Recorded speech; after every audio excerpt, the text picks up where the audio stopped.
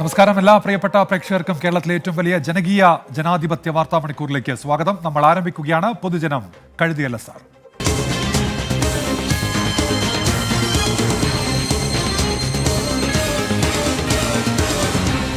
പൊതുജനം കഴുതയല്ല സാർ. പ്രിയപ്പെട്ട പ്രേക്ഷകരെ, നിങ്ങളുടെ നാട്ടിലെ ഏതെങ്കിലും ജനകീയ വിഷയങ്ങൾ ശ്രദ്ധയിൽ കൊണ്ടുവരേണ്ടതുണ്ടെങ്കിൽ അതിന് അവസരമുണ്ട്. നേരിട്ട് വിളിച്ച് ആ വിഷയം ഞങ്ങളുടെ ശ്രദ്ധയിൽ കൊണ്ടുവരാം. ഇനി പറയുന്ന നമ്പറിൽ വിളിക്കുക. 0484-2830-510. ഈ നമ്പറിൽ വിളിച്ച് ജനകീയ വിഷയങ്ങൾ ശ്രദ്ധയിൽപ്പെടുത്താം. ഏതെങ്കിലും ദൃശ്യങ്ങൾ അയക്കേണ്ടതുണ്ടെങ്കിൽ അതിനും അവസരമുണ്ട്. വാട്സാപ്പ് വഴി ഈ ദൃശ്യങ്ങൾ അയച്ചു നൽകാം. 6235988937 ഈ നമ്പർ വഴി വാട്സാപ്പിലൂടെ പ്രേക്ഷകർക്ക് ദൃശ്യങ്ങൾ അയച്ചു നൽകുകയും ചെയ്യാം.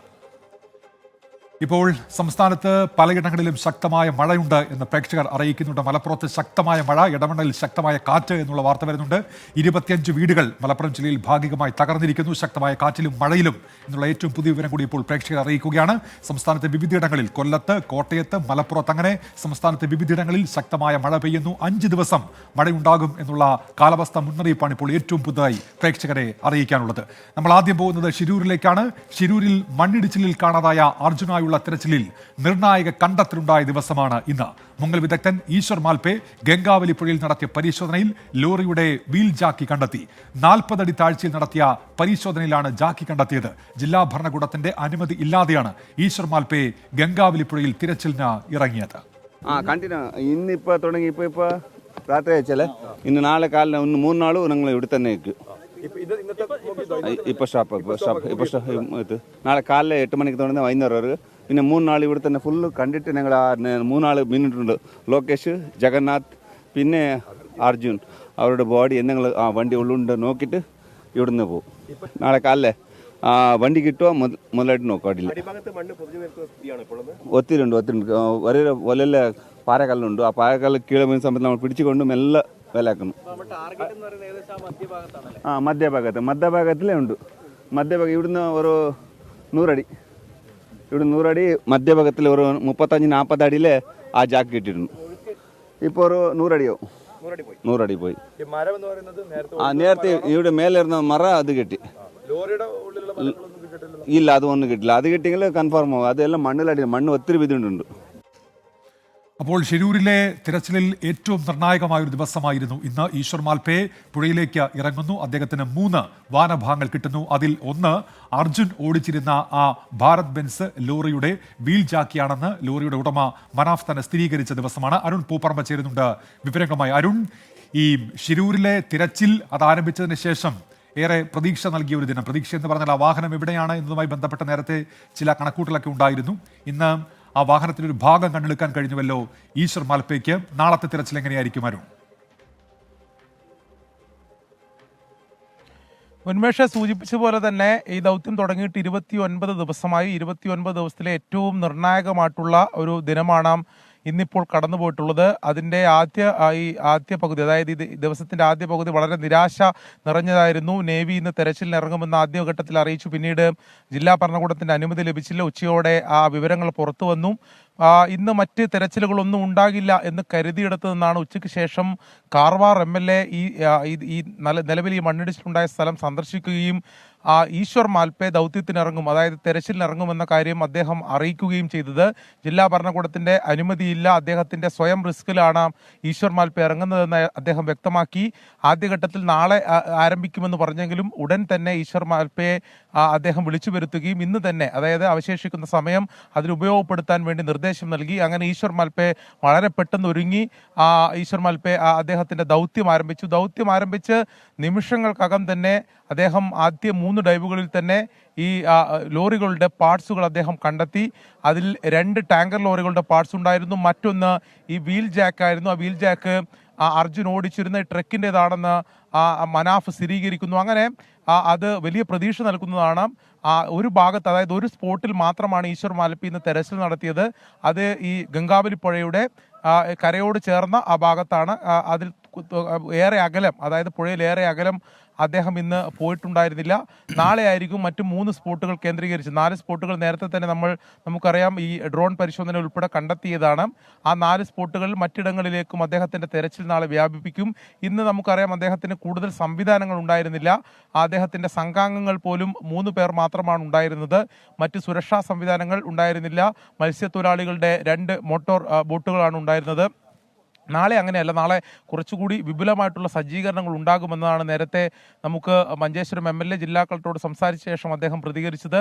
SDRFിൻ്റെയും നേവിയുടെയും ടീം നാളെ ഇവിടെ ഈ ദൗത്യത്തിന്റെ ഭാഗമാകുമെന്ന് അറിയിച്ചിട്ടുണ്ട്. അങ്ങനെയാണെങ്കിൽ ഈശ്വർ മാൽപ്പയ്ക്ക് കൂടുതൽ ധൈര്യത്തോടെ കൂടുതൽ ആഴത്തിലുള്ള പരിശോധനകൾ നടത്താൻ സാധിക്കും. ഇന്ന് തന്നെ ആദ്യ നിമിഷങ്ങളിലെ പരിശോധനയിൽ ഈ പാർട്സുകൾ കണ്ടെത്താൻ സാധിച്ചെങ്കിൽ നാളെ കൂടുതൽ വിപുലമായിട്ടുള്ള പരിശോധനയിൽ നമുക്ക് നല്ലൊരു റിസൾട്ട് ഉണ്ടാക്കാൻ സാധിക്കുമെന്ന പ്രതീക്ഷ തന്നെയാണ് എല്ലാവരും പങ്കുവെക്കുന്നത്. അതോടൊപ്പം അദ്ദേഹം ഇന്ന് തെരച്ചിൽ അവസാനിപ്പിച്ച ശേഷം പറഞ്ഞ നേരത്തെ ഉന്മേഷ് സൂചിപ്പിച്ച 2-3 കാര്യങ്ങളുണ്ട്. അദ്ദേഹത്തിന് നിലവിൽ ഈ തെരച്ചിൽ നടത്താൻ വിസിബിലിറ്റിയുടെ ഒരു പ്രശ്നവുമില്ല. കൃത്യമായ ഉൾക്കാഴ്ച, അതായത് പുഴയുടെ അടിത്തട്ടിൽ ഉൾക്കാഴ്ച കിട്ടുന്നുണ്ട്.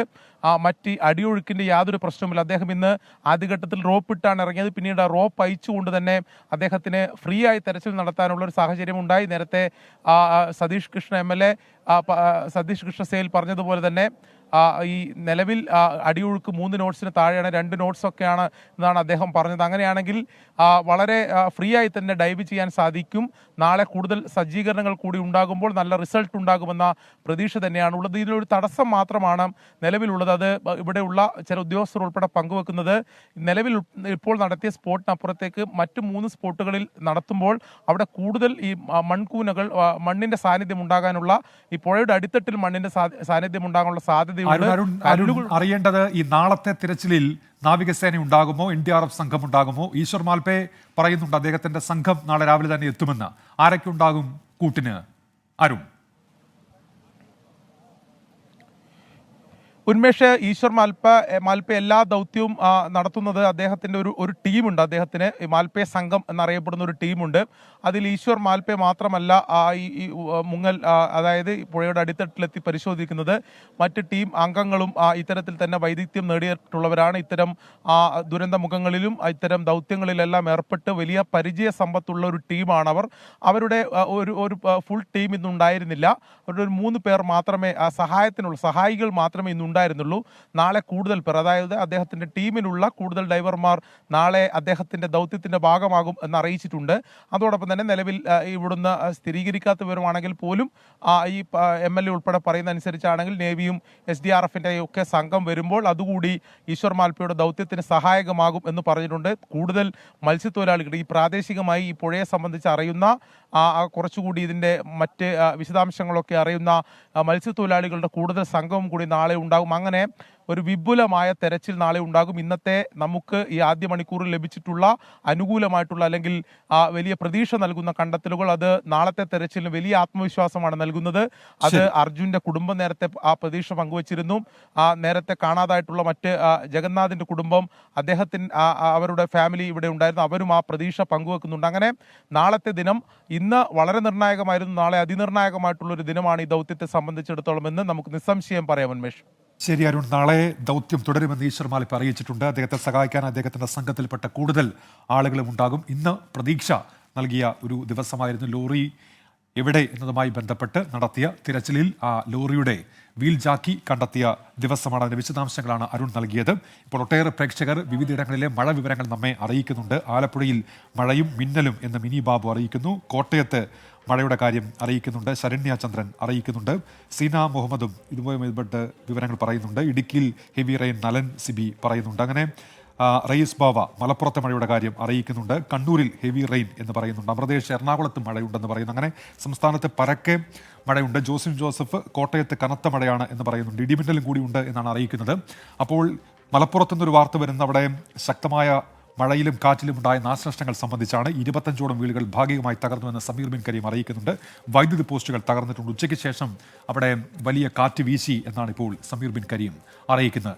വയനാട്ടിലും ശക്തമായ മഴയാണ്. നമ്മൾ വയനാട്ടിലേക്കൊന്ന് പോവുകയാണ്. അതിജീവനത്തിന്റെ പാതയിലാണ് വയനാട്. ഉരുളെടുത്ത് പോയവർക്കായുള്ള തിരച്ചിലിനിടെ 6 ശരീരഭാഗങ്ങൾ കൂടി ഇന്ന് കണ്ടെത്തി.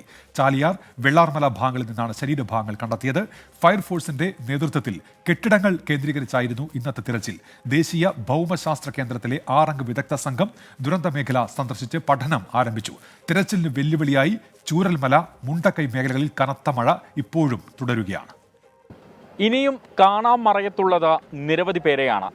അവസാനത്താളെയും കണ്ടെത്തുന്നതുവരെ തിരച്ചിൽ തുടരുമെന്നാണ് സർക്കാർ നിലപാട്.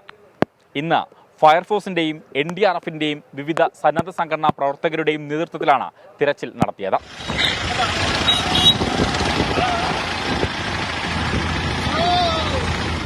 ദുരന്തം നടന്ന് 15 ദിവസം എത്തി നിൽക്കുമ്പോൾ ഇതുവരെ യന്ത്രസഹായത്തോടെ തിരച്ചിൽ നടത്താത്ത കെട്ടിടങ്ങൾ കേന്ദ്രീകരിച്ചാണ് തിരച്ചിൽ പുരോഗമിക്കുന്നത്. ഇതിന്റെ ആദ്യഘട്ടമായി വെള്ളാർമല സ്കൂൾ കെട്ടിടത്തിന്റെ ഉൾവശത്താണ് തിരച്ചിൽ നടത്തുന്നത്. കാണാതായ രേഖകളും ആളുകളെയും കണ്ടെത്തുക എന്നതാണ് ലക്ഷ്യം. ചാലിയാറിൽ നിന്നും വെള്ളാർമലയുടെ മുകൾ ഭാഗത്തു നിന്നുമായി 6 ശരീരഭാഗങ്ങളാണ് ഇന്ന് കണ്ടെത്തിയത്. ഇവിടെ ഞങ്ങൾ സെർച്ചിങ് തന്നെയാണ് നോക്കുന്നത്. അതിൽ കുറേ ഡോക്യുമെന്റ് കാര്യങ്ങളുണ്ട് സ്കൂളുമായി ബന്ധപ്പെട്ടിട്ടുള്ളത്. അതുപോലെ തന്നെ അതിൽ ഈ മലവെള്ളപ്പാച്ചലിൽ, ഈ ചുരുൾപ്പൊട്ടിലെ പാച്ചലിൽ അതിൽ ബോഡി കുടുങ്ങിയിട്ടുണ്ടോ എന്നുള്ള കാര്യം കൂടിയാണ് ഇപ്പോൾ സെർച്ച് ചെയ്യുന്നത്. കനത്ത മഴയെ തുടർന്ന് ഉച്ചയ്ക്ക് 1:30 തിരച്ചിൽ അവസാനിപ്പിച്ചു. മഴയിൽ താൽക്കാലിക നടപ്പാലം തകർന്നു. മഴയെ തുടർന്ന് ബെയിലി പാലം പൂർണ്ണമായും അടച്ചു. മുണ്ടക്കൈ പുഴയിൽ മലവെള്ളപ്പാച്ചിലിൽ ഒഴുക്കിൽപ്പെട്ട പശുവിനെ അഗ്നിരക്ഷാസേന അതിസാഹസികമായി രക്ഷപ്പെടുത്തി.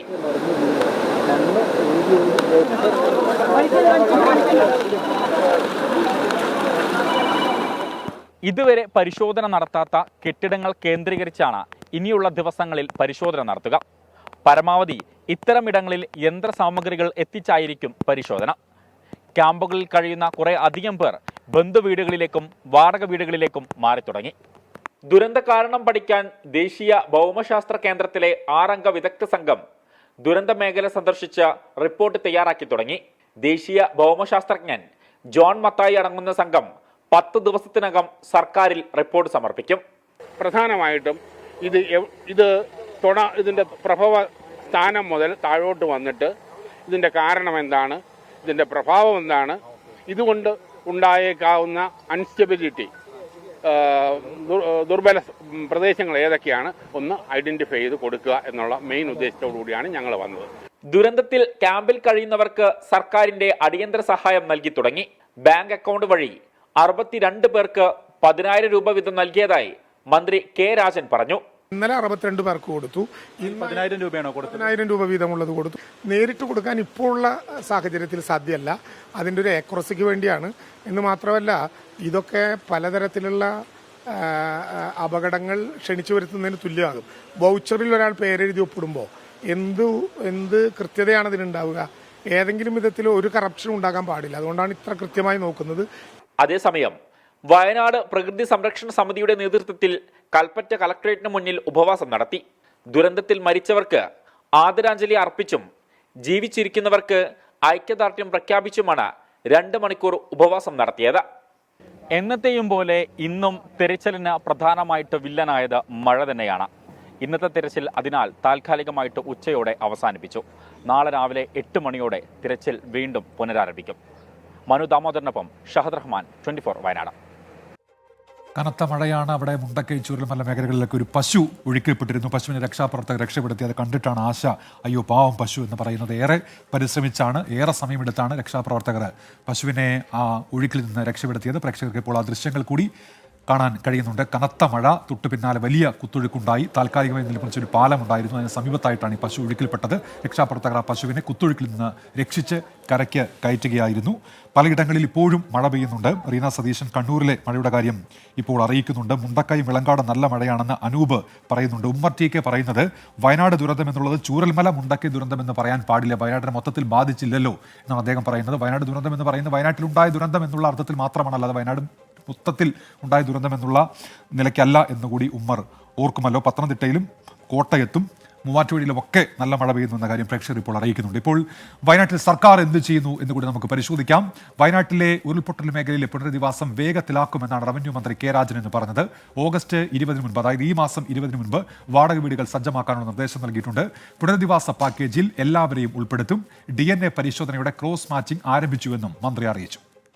ചൂരൽമലയിലെ ദുരന്തബാധിതർക്ക് ഒരു വാടക വീട് എന്ന മുദ്രാവാക്യവുമായി നാളെ എല്ലാ വാർഡുകളിലും, ഈ 5 പഞ്ചായത്തിലെയും മുനിസിപ്പാലിറ്റിയിലെയും എല്ലാ വാർഡുകളിലെയും പഞ്ചായത്ത് അംഗങ്ങളുടെയും സർവകക്ഷികളുടെയും നേതൃത്വത്തിലുള്ള ഒരു അന്വേഷണം, വീടിന് വേണ്ടി വാടകയ്ക്ക് വേണ്ടി ഒരു അന്വേഷണം നടത്തണം എന്ന് നിശ്ചയിച്ചിട്ടുണ്ട്.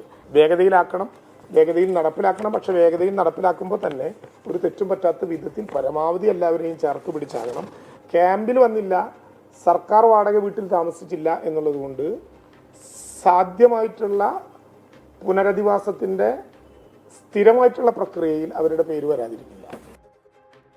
സുഹേൽ മുഹമ്മദ് ഇപ്പോൾ ചൂരൽമലയിൽ നിന്ന് വിശദാംശങ്ങളുമായി ചേരുന്നുണ്ട്. സുഹേൽ, അങ്ങനെ സർക്കാർ നടത്തുന്ന ഇടപെടലുകൾ സംബന്ധിച്ച് മന്ത്രി വിശദീകരിക്കുന്നുണ്ട്. മറ്റൊരു കാര്യം അറിയേണ്ടത്, ഈ മഴ ഇപ്പോഴും തുടരുന്നുണ്ടോ ഈ ദുരന്ത മേഖലയിൽ? സുഹേൽ,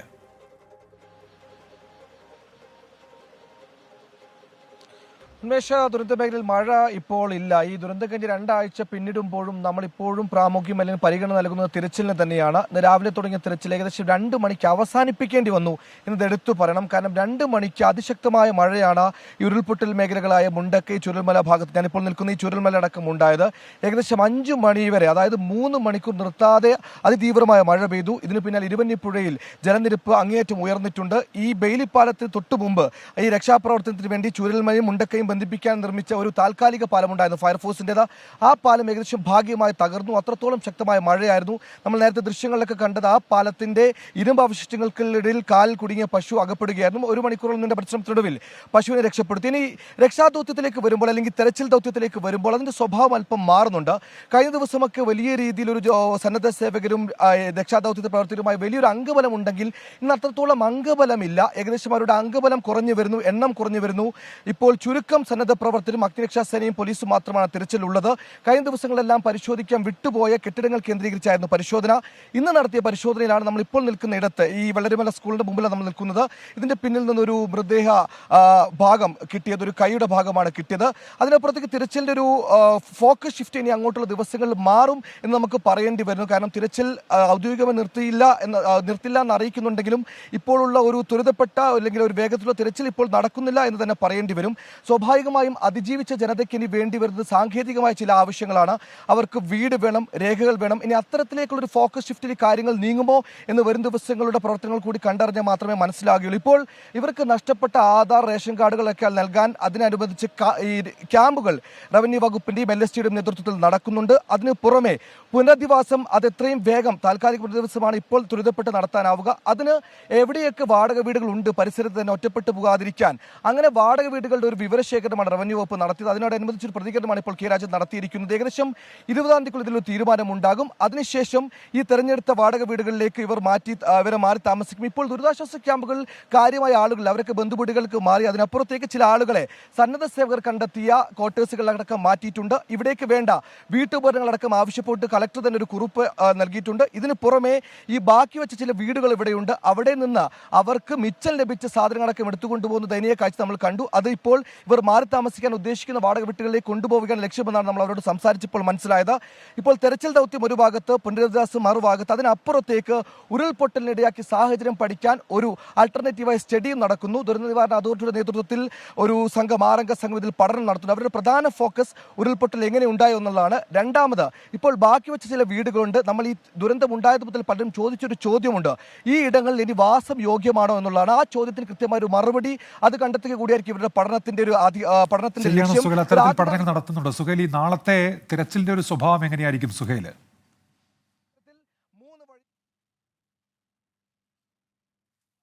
നാളെയും സമാനമായ രീതിയിൽ തന്നെയായിരിക്കും തെരച്ചിലുണ്ടാകുക. മണ്ണുമാറ്റി യന്ത്രം അടക്കം കൊണ്ടുവന്ന് ഇപ്പോൾ ഏകദേശം ഇവർക്ക് ഇവിടെയുള്ള വീടുകളുടേക്ക് ഒരു ഘടന മനസ്സിലായിട്ടുണ്ട്. മണ്ണുമൂടിയിടങ്ങൾ എവിടെയൊക്കെ വീടുണ്ടെന്നുള്ളത്. ഇപ്പോൾ അവർ തിരയാൻ ബാക്കിയുള്ള ചില കെട്ടിടങ്ങൾ ഈ മുണ്ടക്കൈ, പുഞ്ചിരിവട്ടം ഭാഗങ്ങളിലുണ്ട്. ഈ വീടുകൾ കേന്ദ്രീകരിച്ചുള്ള തെരച്ചിൽ തന്നെയായിരിക്കും വരും ദിവസങ്ങളിൽ അല്ലെങ്കിൽ നാളെ അടക്കം ഉണ്ടാവുക. പക്ഷെ കാലാവസ്ഥ അനുകൂലമാകുക എന്നൊരു പ്രധാന ഘടകമുണ്ട്. മഴ കനത്തു കഴിഞ്ഞാൽ നമുക്കറിയുന്ന പോലെയാണ് മേൽമണ്ണ് ഇളകിയിരിക്കുകയാണ്. ഒലിച്ചു വന്ന മണ്ണാണ് ഇവിടുത്തെ പ്രതലം രൂപപ്പെടുത്തിയിരിക്കുന്നത്. അതുകൊണ്ട് തന്നെ കാൽ കുത്തിയാൽ ആഴത്തിലേക്ക് കാൽ ആഴ്ന്നു പോകുന്ന രീതിയിലേക്ക് ചളി നിറയുന്ന ഒരു സ്ഥിതി ഇന്നുമുണ്ട്. അതുകൊണ്ട് തന്നെ മഴ മാറി നിൽക്കുക എന്നുള്ളത് വരും ദിവസങ്ങളിൽ തെരച്ചിൽ ദൗത്യത്തിന് അനിവാര്യമായ ഒരു കാര്യമായിരിക്കും. ഉന്മേഷ്, ശരി. സുഹൈലാണ് ഇപ്പോൾ ചൂരൽമലയിൽ നിന്ന് വിവരങ്ങൾ നൽകിയത്. മഴയ്ക്ക് താൽക്കാലിക ശമനമുണ്ടാ മേഖലയിൽ നേരത്തെ കനത്ത മഴയായിരുന്നു എന്നാണ് അവിടെ നിന്ന് നമ്മുടെ റിപ്പോർട്ടേഴ്സ് നൽകിയ വിവരം. അഭിജിത്ത്, മൂവാറ്റുപുഴയിൽ അതിശക്തമായ മഴയും കാറ്റും ഇടിയും മിന്നലും ഉണ്ടെന്ന് പറയുന്നുണ്ട്. സാറ എറണാകുളത്തെ ഹെവി റെയിനെ കുറിച്ച് അറിയിക്കുന്നുണ്ട്. മാർട്ടിൻ ആന്റണി കണ്ണൂരിൽ മഴയാണെന്ന് പറയുന്നു.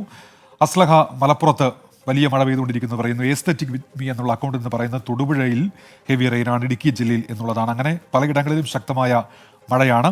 ഇതിൽ അഞ്ജു മാത്യു ഒരു കാര്യം പറയുന്നുണ്ട്. റിപ്പോർട്ടേഴ്സ് മറ നിറഞ്ഞ് റിപ്പോർട്ട് ചെയ്യുന്നത് എന്തിനാണ്? മഴയാണെന്ന് കാണിക്കാൻ വേണ്ടിയാണോ? മഴ എന്ന് പറഞ്ഞാൽ മാത്രം പോരെ എന്നുള്ളതാണ്. നമ്മൾ ലൈവായിട്ടാണല്ലോ ദൃശ്യങ്ങളൊക്കെ എത്തിക്കുന്ന പ്രേക്ഷകരിലേക്ക്. അപ്പോൾ മഴയുണ്ടെങ്കിൽ ഒരുപക്ഷെ അതിൻ്റെ ഭാഗമായിട്ട് ഇന്ന് കൂടി റിപ്പോർട്ട് ചെയ്യേണ്ടി വരും. അത്തരത്തിൽ മാത്രം അതിനെ കണ്ടാൽ മതി. അത് അഞ്ജു ഓർക്കുമല്ലോ. ഏതായാലും ഇങ്ങനെ ഒരു ഭാഗത്ത് ശക്തമായ മഴ പെയ്യുന്നുണ്ട്. ചൂരൽമലയിൽ തെരച്ചിൽ പുരോഗമിക്കുകയും ചെയ്യുന്നു. നാളെയും അത് തുടരുമെന്നാണ് നമ്മൾ പ്രതീക്ഷിക്കുന്നത്. മഴ വിവരങ്ങൾ ഇപ്പോഴും പ്രേക്ഷകർ അറിയിച്ചുകൊണ്ടിരിക്കുന്നുണ്ട്. തൊടുപുഴയിൽ ഇടിയോട് കൂടിയ മഴയെന്ന് ഓമന കൃഷ്ണൻ ഇപ്പോൾ പറയുന്നുണ്ട്. അങ്ങനെ വിവിധയിടങ്ങളിലെ മഴ. സോമകുമാരി അറിയിക്കുന്ന കോട്ടയത്ത് ഹെവി റെയിൻ. അങ്ങനെ വിവിധ ജില്ലകളിൽ. ഇത് സുകുമാരൻ കെ ഒരു കാര്യം പറയുന്നു. അടിയന്തരമായി ക്യാമ്പുകളിലെല്ലാം നഷ്ടപ്പെട്ട് കഴിയുന്നവർക്ക് 10,000 രൂപ വെച്ച് കൊടുക്കുമെന്ന് പറഞ്ഞിട്ട് ഒരു ചില്ലിക്കാശ് ഇതുവരെ കൊടുത്തോ? അവരോട് ഇപ്പോൾ വാടക വീട് അന്വേഷിക്കാൻ പറയുന്നു. കൊടുങ്കുറുത എന്ന് പറയുന്നു. സുകുമാരൻ അല്പസമയം മുമ്പ് റവന്യൂ മന്ത്രിയുടെ പ്രതികരണം ഉണ്ടായിരുന്നു. അതിൽ 62 പേർക്ക് ഈ 10,000 രൂപ വെച്ച് നൽകി എന്നാണ് അദ്ദേഹം അറിയിച്ചത്. ഇന്നത്തെ കാര്യങ്ങൾ അദ്ദേഹം വിശദീകരിക്കുമ്പോൾ അത് പറയുകയുണ്ടായി. മറ്റൊന്ന് ഇപ്പോൾ വരുന്ന ഒരു വാർത്ത, ഈ വാടക വീടുമായി ബന്ധപ്പെട്ട് അവർക്കുള്ള വാടക നിശ്ചയിച്ച് സർക്കാരിൻ്റെ ഉത്തരവ് ഇപ്പോൾ വന്നു കഴിഞ്ഞിരിക്കുന്നു. 6,000 രൂപ വീതം ഈ വീടുകൾക്ക് മാസ വാടകയായി സർക്കാർ നൽകും. അതുമായി ബന്ധപ്പെട്ട ഉത്തരവ് ഇപ്പോൾ പുറത്തിറങ്ങുകയും ചെയ്തിട്ടുണ്ട്. നമ്മൾ മഴയുമായി ബന്ധപ്പെട്ട വാർത്തയിലേക്ക് പോകുന്നു. മലപ്പുറം എടവണ്ണയിൽ ശക്തമായ കാറ്റിൽ വ്യാപക നാശനഷ്ടം. മരം കടപുഴകി വീണ് 25ഓളം വീടുകൾ ഭാഗികമായി തകർന്നു. നിരവധി വൈദ്യുതി പോസ്റ്റുകളും ഒടിഞ്ഞിട്ടുണ്ട്. അതേസമയം സംസ്ഥാനത്ത് അടുത്ത 5 ദിവസം ഇടിമിന്നലോട് കൂടിയ ശക്തമായ മഴയ്ക്ക് സാധ്യത എന്നാണ് കേന്ദ്ര കാലാവസ്ഥാ വകുപ്പിന്റെ മുന്നറിയിപ്പ്. ആലപ്പുഴയും കാസർഗോഡും ഒഴികെ മുഴുവൻ ജില്ലകളിലും മഴ മുന്നറിയിപ്പ് നൽകി. പത്തനംതിട്ടയിലും ഇടുക്കിയിലും ഓറഞ്ച് അലർട്ടാണ്. വാർത്തയുടെ വിശദാംശങ്ങളുമായി സമീർ ബിൻ കരീം ഇപ്പോൾ മലപ്പുറത്ത് നിന്നും അഖിൽ ഷാ അൻസാർ തിരുവനന്തപുരത്തും ചേരുന്നുണ്ട്. ആദ്യം സമീർ ബിൻ കരീമിലേക്കാണ്. സമീർ, മലപ്പുറത്ത് ഉച്ചയ്ക്ക് ശേഷം ശക്തമായ കാറ്റ് വീശിയെന്നാണല്ലോ അറിയാൻ കഴിയുന്നത്. ഇപ്പോഴും ഈ മഴ തുടരുന്നുണ്ടോ ജില്ലയിൽ? ഏതൊക്കെ മേഖലയിലാണ് ഈ നാശനഷ്ടം? സമീർ. ഉന്മേഷ്, നിലവിൽ ജില്ലയിൽ ശക്തമായ മഴ ഇല്ല എന്നുള്ളതാണ്. എടവണ്ണ തുവക്കാട് മേഖലയിൽ ഇന്ന് ഉച്ചയ്ക്ക് ശേഷമാണ് ശക്തമായ കാറ്റ് വീശിയത്.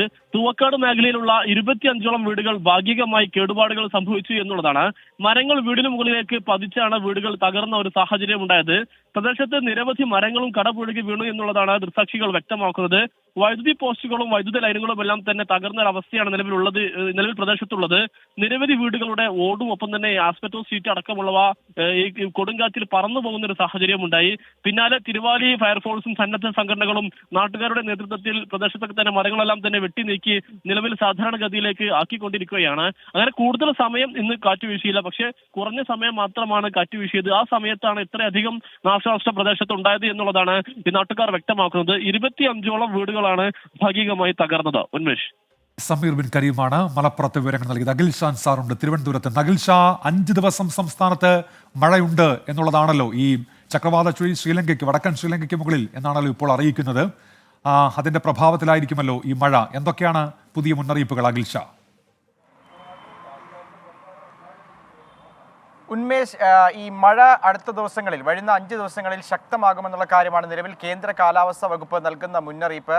വ്യാപകമായ മഴ ഉണ്ടാകുമെന്നുള്ള കാര്യം കാലാവസ്ഥാ വകുപ്പ് അറിയിക്കുന്നുണ്ട്. അതായത് ശക്തമായതും അതുപോലെ തന്നെ അതിശക്തമായതുമുള്ള മഴയാണ് അടുത്ത ദിവസങ്ങളിൽ ഉണ്ടാകാൻ സാധ്യതയുള്ളതെന്നുള്ളതാണ് ഏറ്റവും പ്രധാനമായും കാലാവസ്ഥാ വകുപ്പ് ഈ ഘട്ടത്തിൽ അറിയിക്കുന്നത്. മഴയ്ക്കൊപ്പം ഇടിമിന്നലുമുള്ള സാധ്യതയുള്ളത് കൊണ്ട് തന്നെ ജനങ്ങൾ കൂടുതൽ ജാഗ്രത പാലിക്കണമെന്നുള്ള കാര്യവും കാലാവസ്ഥാ വകുപ്പ് മുന്നറിയിപ്പ് നൽകുന്നുണ്ട്. ഇന്ന് സംസ്ഥാന വ്യാപകമായി തന്നെ ഏതാണ്ട് 12 ജില്ലകളിലോളം വലിയ മഴ മുന്നറിയിപ്പാണ് നൽകിയിരുന്നത്. അതിൽ 2 ജില്ലകൾ ഒഴികെ, ആലപ്പുഴ അതുപോലെ തന്നെ കാസർഗോഡ് ജില്ലകൾ ഒഴികെയുള്ള 12 ജില്ലകളിലും ഇന്ന് മഴ മുന്നറിയിപ്പുണ്ട്. 2 ജില്ലകളിൽ ഓറഞ്ച് അലർട്ടാണ്. പത്തനംതിട്ട, ഇടുക്കി ജില്ലകളിലാണ് ഓറഞ്ച് അലർട്ട് പ്രഖ്യാപിച്ചിട്ടുള്ളത്. മറ്റുള്ള മുഴുവൻ ജില്ലകളിലും യെല്ലോ അലർട്ടും പ്രഖ്യാപിച്ചിട്ടുണ്ട്. നാളെ തൃശൂർ, എറണാകുളം ജില്ലകളിൽ ഓറഞ്ച് അലർട്ടും പ്രഖ്യാപിച്ചിട്ടുണ്ട്. അത്തരത്തിൽ വരുന്ന ദിവസങ്ങളിലൊക്കെ മഴ സംസ്ഥാന വ്യാപകമായി തന്നെ ശക്തമാകാനുള്ള സാധ്യതയാണ് കേന്ദ്ര കാലാവസ്ഥാ വകുപ്പ് നിലവിൽ പ്രവചിക്കുന്നത്. ഒപ്പം ഈ ലക്ഷദ്വീപ് അതുപോലെ തന്നെ കേരള തീരങ്ങളിൽ ശക്തമായ കാറ്റിനും മോശം കാലാവസ്ഥയ്ക്കുമുള്ള സാധ്യതയുണ്ട്. അതുകൊണ്ട് തന്നെ ഈ 17-ാം തീയതി വരെ കടലിൽ പോകുന്നതിന് നിരോധനവും ഏർപ്പെടുത്തിയിട്ടുണ്ട്. ഉന്മേഷ്. അഖിൽ ഷാ അൻസാറാണ് തിരുവനന്തപുരത്ത് നിന്ന് വിവരങ്ങൾ നൽകിയത്. മഴ എന്ന് കേൾക്കുമ്പോൾ തന്നെ പേടിയാണെന്ന് സീന മുഹമ്മദ് പറയുന്നു. പണ്ട് എത്ര മഴ കൊണ്ടതാണ് എന്നുള്ളതാണ് സീന ഇപ്പോൾ പറയുന്നത്. ഇടുക്കി ഹെവി റെയിൻ എന്ന് മാത്യൂസ് ജോസ് അറിയിക്കുന്നുണ്ട്. ദീപ സന്തോഷ് പറയുന്നു പത്തനംതിട്ടയിൽ ഉച്ച മുതൽ കാറ്റും മഴയുമാണ്. അവധി വേണമെന്ന് പ്രേക്ഷകർ പറയുന്നുണ്ട്. അവധി തീരുമാനിക്കേണ്ടത് ജില്ലാ കളക്ടറാണ്. ജില്ലാ കളക്ടർമാർ സാഹചര്യം പരിശോധിച്ച് താഴെത്തട്ടിൽ നിന്ന് കിട്ടുന്ന റിപ്പോർട്ടുകൾ കൂടി പരിശോധിച്ചാണ് അക്കാര്യത്തിൽ അന്തിമ തീരുമാനമെടുക്കേണ്ടത്. ജില്ലാ ഭരണകൂടങ്ങൾ കൃത്യമായി ചെയ്യുകയും ചെയ്യും. ഉരുൾപൊട്ടലിന്റെ ഞെട്ടലിൽ നിന്ന് വിലങ്ങാട്ടുകാർ ഇനിയും വിട്ടുമാറിയിട്ടില്ല. അവശേഷിപ്പുകളൊന്നുമില്ലാതെ ഉരുളെടുത്തത് 14 വീടുകളാണ്. ഇനി എന്ത് ചെയ്യണമെന്നറിയാതെ ദുരന്തമുഖത്ത് പകച്ചു നിൽക്കുകയാണ് നിരവധി കുടുംബങ്ങൾ.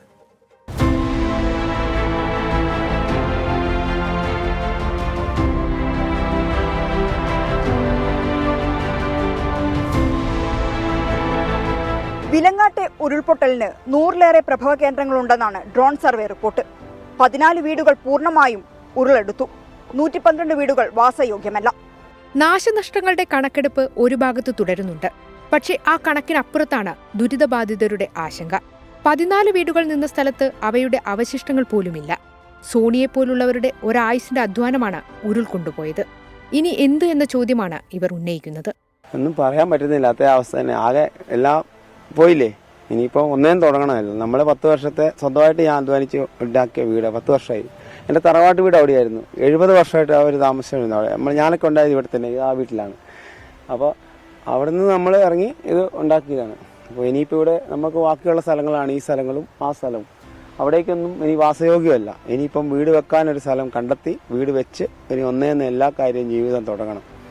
അതുകൊണ്ട് എന്തെന്നുള്ളൊരു ചോദ്യം മാത്രമേ നമ്മുടെ മുമ്പിലുള്ളൂ. അതിന് മുമ്പിലാണ് ഒരു 10 ലക്ഷം രൂപയോളം ബാങ്ക് ബാധ്യത നമ്മുടെ മുമ്പിൽ നിൽക്കുകയാണ്. നമ്മൾ നമ്മുടെ ഉപജീവന മാർഗത്തിന് വേണ്ടിയിട്ട് എടുത്ത ലോണും ഇങ്ങനെ നിൽക്കുകയാണ്. ബദൽ സംവിധാനം ഒരുക്കാതെ ദുരിതാശ്വാസ ക്യാമ്പിൽ നിന്ന് ഇറങ്ങേണ്ടി വന്നു എന്ന പരാതിയും ഉയർന്നു.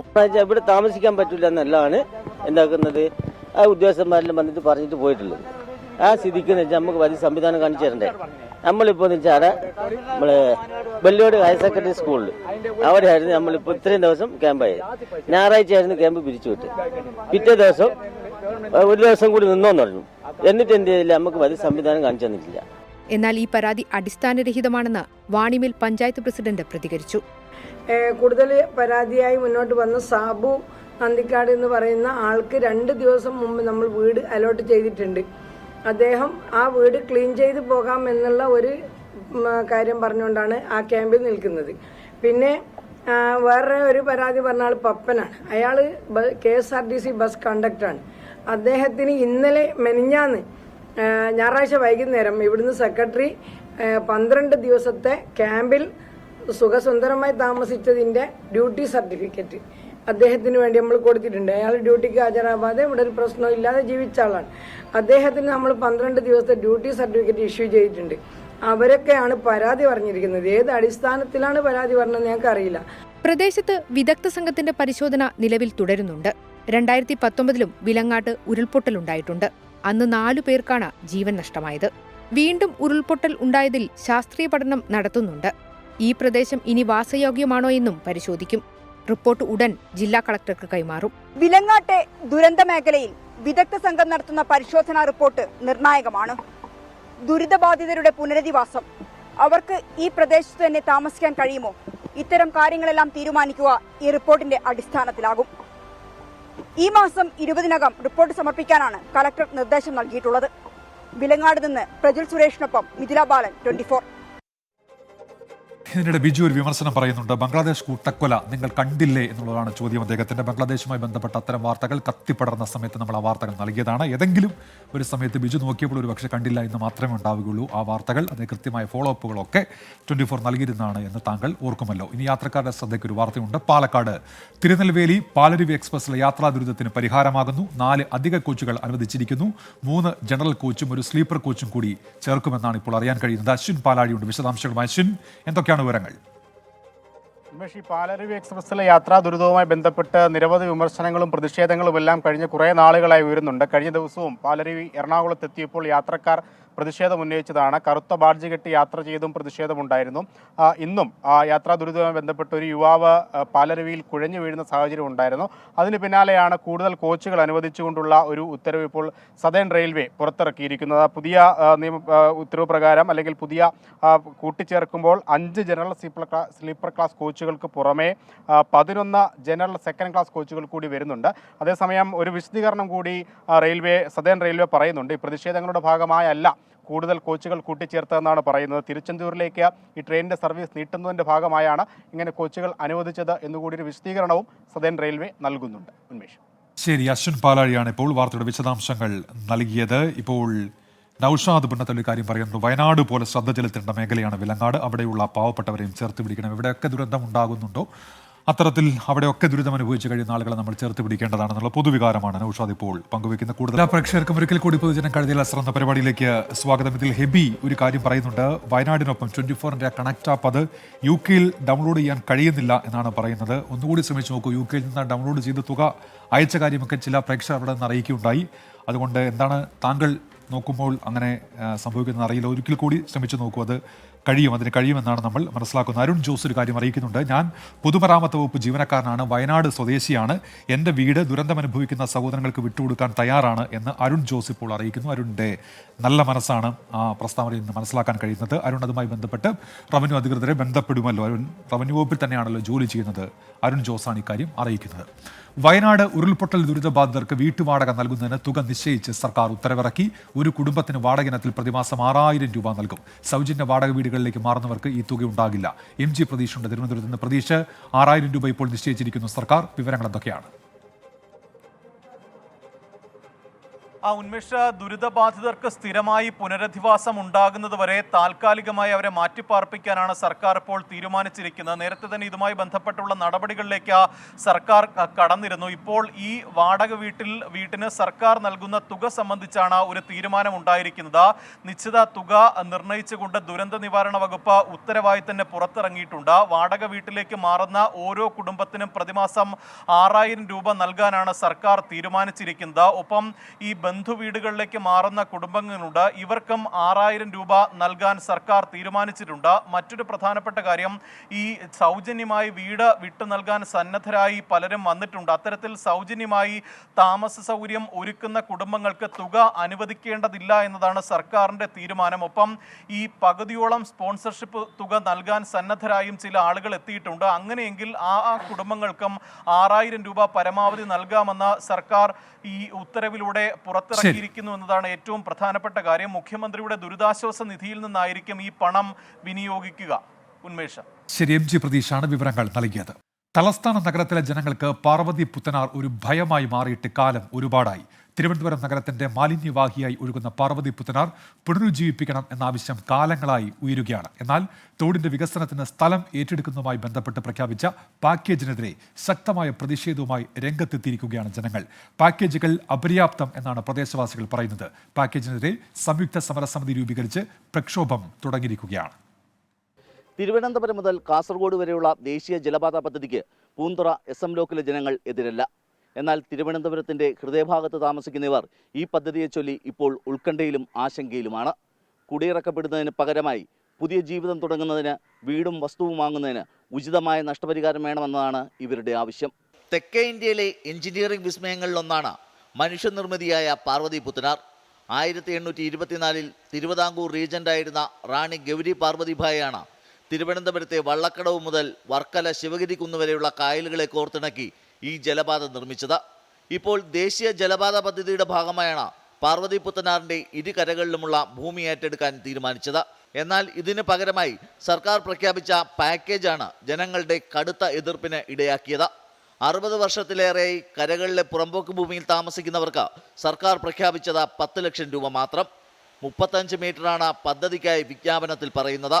എന്നാൽ ഇത് 30 മീറ്ററായി ചുരുക്കിയാൽ 30% വീട്ടുകാർക്കും തീരത്ത് തന്നെ താമസിക്കാൻ കഴിയും. കടലോരവുമായി ബന്ധപ്പെട്ടാണ് ഞങ്ങളുടെ ജീവിതമാർഗം. ഞങ്ങളെ ഇവിടെ നിന്ന് കുടിയൊഴിപ്പിക്കുമ്പോൾ ഞങ്ങൾക്ക് കാട്ടാക്കടയിലോ നെടുമങ്ങാടോ പോയി താമസിക്കാൻ കഴിയില്ല. ഞങ്ങൾ ഇതിൻ്റെ പരിസരത്ത് തന്നെയാണ് താമസിക്കേണ്ടത്. കാരണം ഞങ്ങളുടെ തൊഴിലാണിത്. കടൽ മേഖലയുമായി ബന്ധപ്പെട്ട് നിൽക്കുന്നവർ, ഐസ് ഉടയ്ക്കുന്നവൻ, മത്സ്യ കച്ചവടം ചെയ്യുന്നവൻ, മത്സ്യം പിടിക്കാൻ പോകുന്നവൻ, അതുപോലെ തന്നെ മറ്റ് മത്സ്യവുമായി ബന്ധപ്പെട്ട ഒട്ടനവധി തൊഴിലുകൾ ചെയ്ത് ജീവിക്കുന്ന സാധാരണക്കാരായ ആളുകൾക്ക് മറ്റൊരു സ്ഥലത്ത് പോയി ജീവിക്കാൻ കഴിയില്ല. ഒരു കുടുംബം ഇവിടെ നിന്ന് മാറിപ്പോകുന്നതിന് 10 ലക്ഷം രൂപ നൽകുമെന്നാണ് പറയുന്നത്.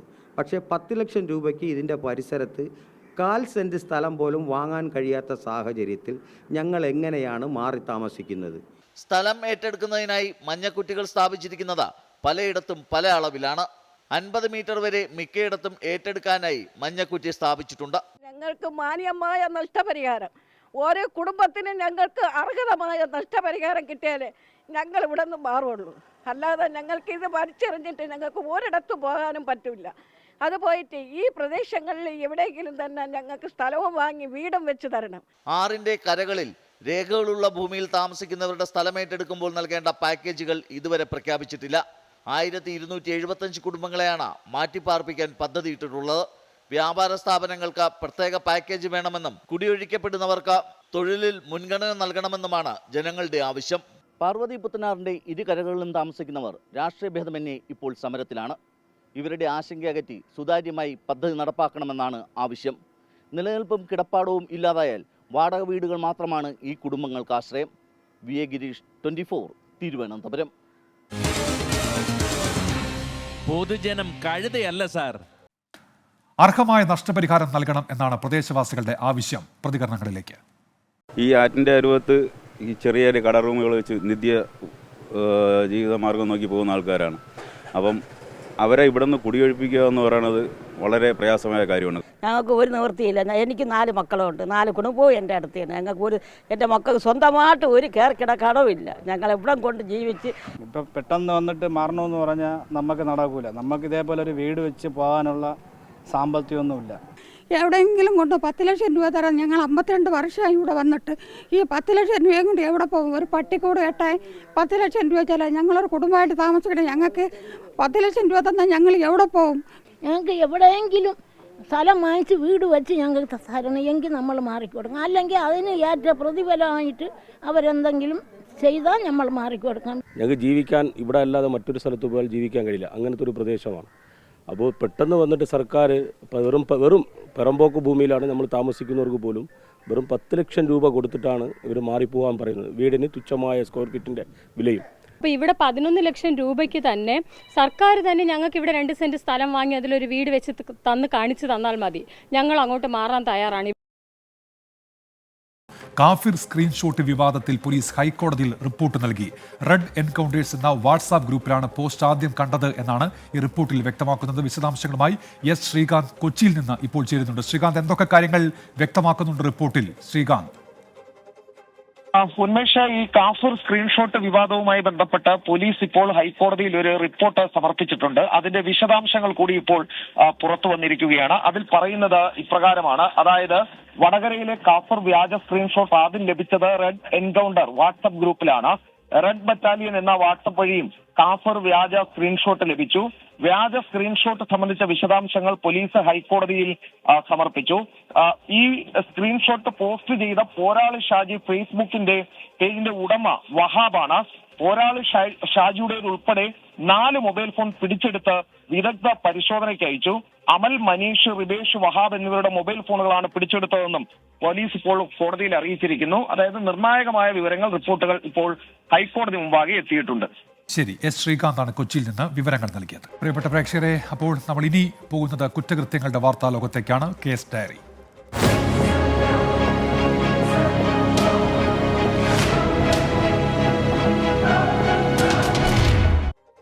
പശ്ചിമ ബംഗാളിലെ കൊൽക്കത്തയിൽ യുവ ഡോക്ടറെ ബലാത്സംഗം ചെയ്ത് കൊലപ്പെടുത്തിയ കേസിൽ CBI അന്വേഷണത്തിന് ഉത്തരവ്. കൽക്കട്ട ഹൈക്കോടതിയാണ് ഉത്തരവിട്ടത്. കൊൽക്കത്തയിലെ ആർജിക്കർ മെഡിക്കൽ കോളേജിന്റെ 4ാം നിലയിലുള്ള സെമിനാർ ഹാളിൽ ഒന്നിച്ചിരുന്ന് നീരജ് ചോപ്രയുടെ ഒളിമ്പിക് ഫൈനൽ മത്സരം കണ്ട സഹപ്രവർത്തകയെ തൊട്ടടുത്ത ദിവസം റെസിഡന്റ് ഡോക്ടർമാർ കണ്ടത് ക്രൂരമായി ബലാത്സംഗം ചെയ്ത് കൊലപ്പെടുത്തിയ നിലയിലാണ്. രാജ്യവ്യാപകമായി പ്രതിഷേധം ഇരമ്പി. രാജ്യത്തെ ആതുരാലയങ്ങൾ പ്രതിഷേധ കേന്ദ്രങ്ങളായി മാറി. വിഷയത്തിൽ കൽക്കട്ട ഹൈക്കോടതി ഇടപെട്ടു. കേസ് CBIക്ക് കൈമാറി.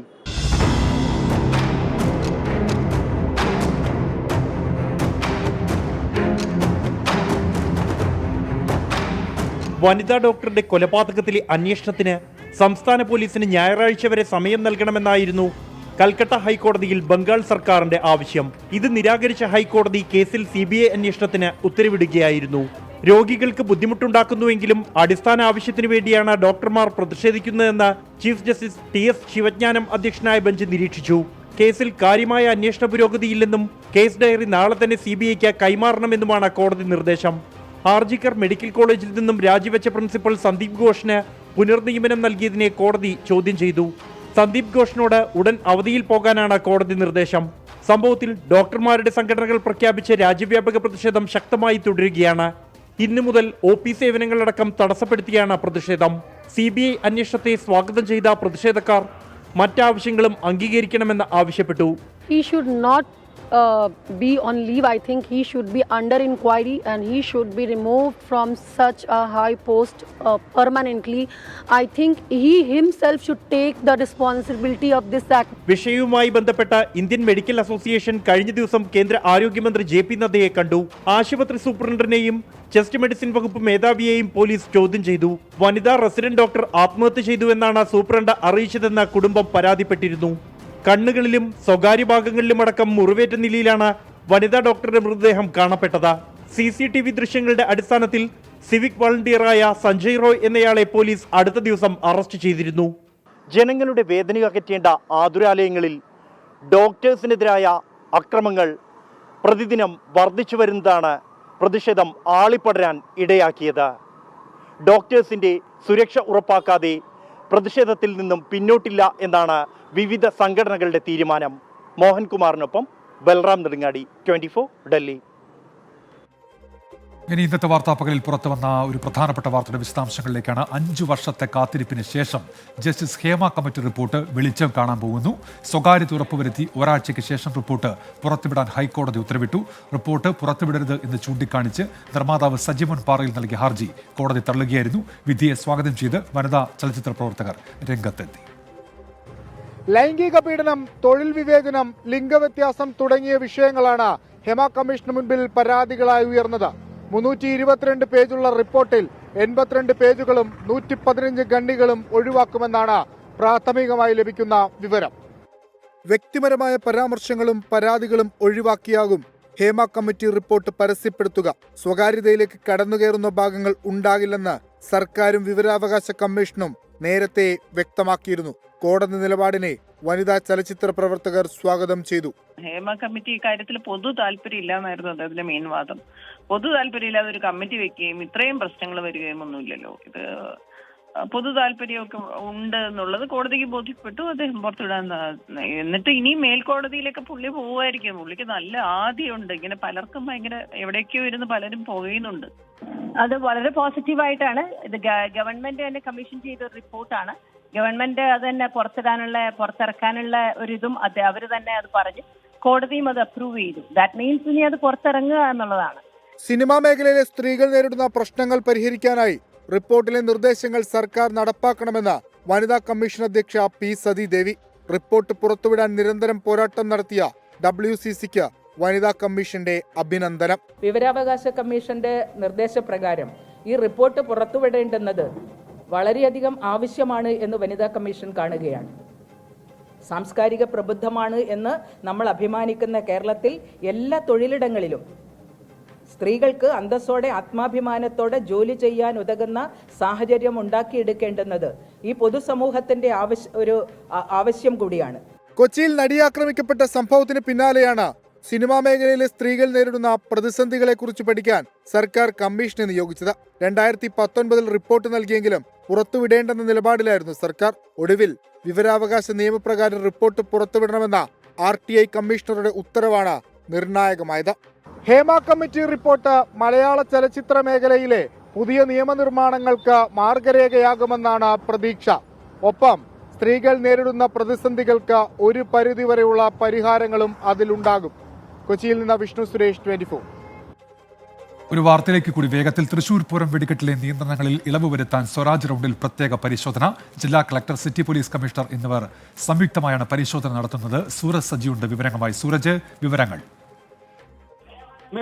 കഴിഞ്ഞ തൃശൂർ പൂരത്തിന് ഈ വെടിക്കെട്ട് ഉൾപ്പെടെ കർശന നിയന്ത്രണങ്ങൾ ഏർപ്പെടുത്തിയോടുകൂടി വൈകുന്ന ഒരു സാഹചര്യം ഉണ്ടായിരുന്നു. ഏറെ വിവാദമായ സംഭവങ്ങളാണ്. ഇതിന്റെ പശ്ചാത്തലത്തിലാണ് ഈ വെടിക്കെട്ടിലെ നിയന്ത്രണങ്ങളിൽ ഇളവ് വരുത്താനുള്ള ഒരു തീരുമാനത്തിലേക്ക് അതിന്റെ ഭാഗമായുള്ള പരിശോധനകളിലേക്ക് ഇപ്പോൾ ജില്ലാ ഭരണകൂടം അടക്കം കടന്നിരിക്കുന്നത്. കേന്ദ്രമന്ത്രി സുരേഷ് ഗോപി ഇത് സംബന്ധിച്ച് നാളെ ഒരു ഉന്നതതല യോഗം വിളിച്ചിട്ടുണ്ട്. ജില്ലയിലെ മന്ത്രിമാരെ അടക്കം വിളിച്ചു ചേർത്തുകൊണ്ട് നാളെ തൃശൂർ കളക്ടറേറ്റിൽ ഒരു യോഗം വിളിച്ചിട്ടുണ്ട്. ഇതിന്റെ ഭാഗമായിക്കൊണ്ടാണ് ഇന്ന് തൃശൂർ ജില്ലാ കളക്ടർ, അതോടൊപ്പം തന്നെ പെസോയുടെ പ്രതിനിധികൾ, സിറ്റി പോലീസ് കമ്മീഷണർ എന്നിവരടങ്ങുന്ന സംയുക്ത സംഘം ഈ സ്വരാജ് റൗണ്ടിൽ പരിശോധന നടത്തിയത്. നിലവിൽ ഈ സ്വരാജ് റൗണ്ടിൽ വെടിക്കെട്ട് നടക്കുന്ന ഫയർ ലൈനിന് 100 മീറ്റർ അകലെ നിന്ന് മാത്രമാണ് വെടിക്കെട്ട് കാണാൻ കഴിയുക. അത് 60 മീറ്ററായി ചുരുക്കാനുള്ള. ശരി സൂരജ്, ഏതായാലും ഇപ്പോൾ പരിശോധന നടക്കുന്നു സ്വരാജ് റൗണ്ടിൽ എന്നുള്ളതാണ്. സൂരജ് സജിയാണ് തൃശ്ശൂരിൽ നിന്ന് വിശദാംശങ്ങൾ നൽകിയത്. പൊതുജനം കഴുതൽ എന്ന പരിപാടി പൂർത്തിയാകുന്നു. ഇനി എൻകൗണ്ടർ പ്രൈം കാണാം. KR ഗോപികൃഷ്ണൻ. നമസ്കാരം.